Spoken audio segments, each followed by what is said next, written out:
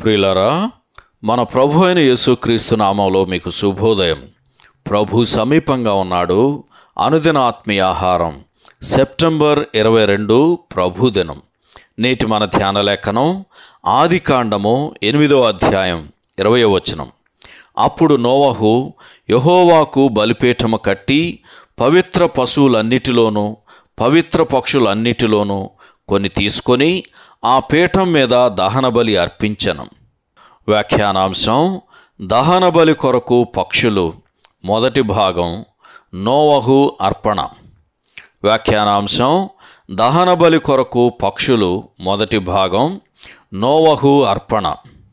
వ్యాఖ్యానం: పాత నిబంధన గ్రంథములో బలులుగా అర్పింపబడిన కొన్ని పక్షులను గూర్చి నేడు మనము ధ్యానించబోచున్నాం. ఆదికాండం 8వ అధ్యాయంలో మొదటిసారిగా పక్షులు దేవునికి బలిగా అర్పింపబడుటను చూస్తాం.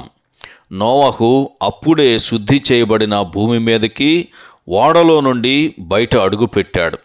జలప్రళయమునకు ముందు నరుల చెడుతనము భూమి మీద గొప్పదనియు, వారి హృదయం యొక్క తలంపులలోని ఊహ అంతయు ఎల్లప్పుడూ కేవలము చెడ్డదనియు యెహోవా చూచెను అని లేఖనం చెప్పుచున్నది.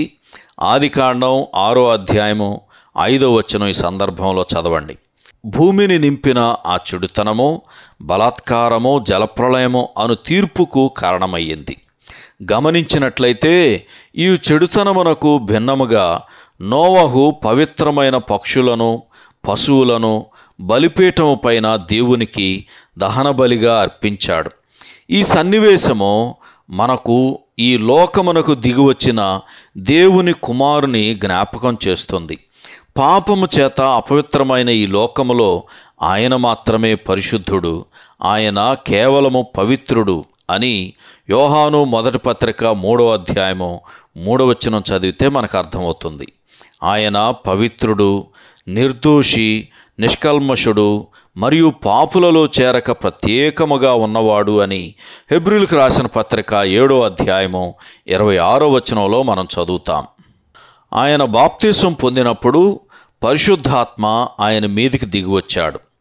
ఆయన పవిత్రమైన పరిశుద్ధమైన స్వభావమును సూచిస్తూ పరిశుద్ధాత్మ ఒక పావురము రూపంలో దిగివచ్చాడు. కడకు దేవుడు ఆనందించి ఆయన చిత్తమును నెరవేర్చు ఒక మనుష్యుడు కనబడ్డాడు.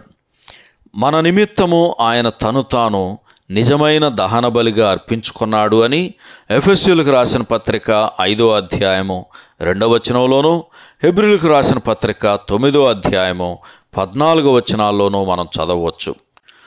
ఇవి జరిగిన తరువాత మనం ఈ అర్పణ యొక్క ఫలితాలను గుర్తిస్తాం.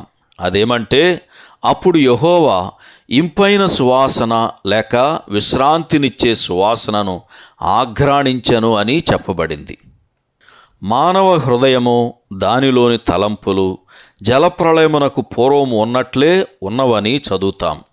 అయితే క్రీస్తు యొక్క బలి అర్పణ దేవునికి విశ్రాంతినిచ్చింది. ఆ తర్వాత 9వ అధ్యాయము దేవుడు నోవహును అతని కుమారులను ఆశీర్వదించను అను ఆశీర్వాదపు మాటలతో ఆరంభమవుతుంది.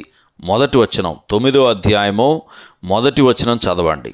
ఈ విధంగానే క్రీస్తునందు పరలోక విషయములలో ఆత్మ సంబంధమైన ప్రతి ఆశీర్వాదమును మనము కూడా పొంది ఉన్నామని ఎఫెసీయులకు రాసిన పత్రిక 1వ అధ్యాయము 3వ వచనంలో చదువుతాం.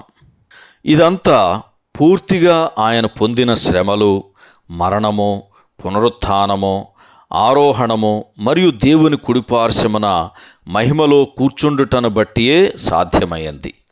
మనము ఆయనను స్తుతించెదముగాక. సహోదరుడు కెవిన్ క్వార్టెల్. శుభములతో వందనాలు.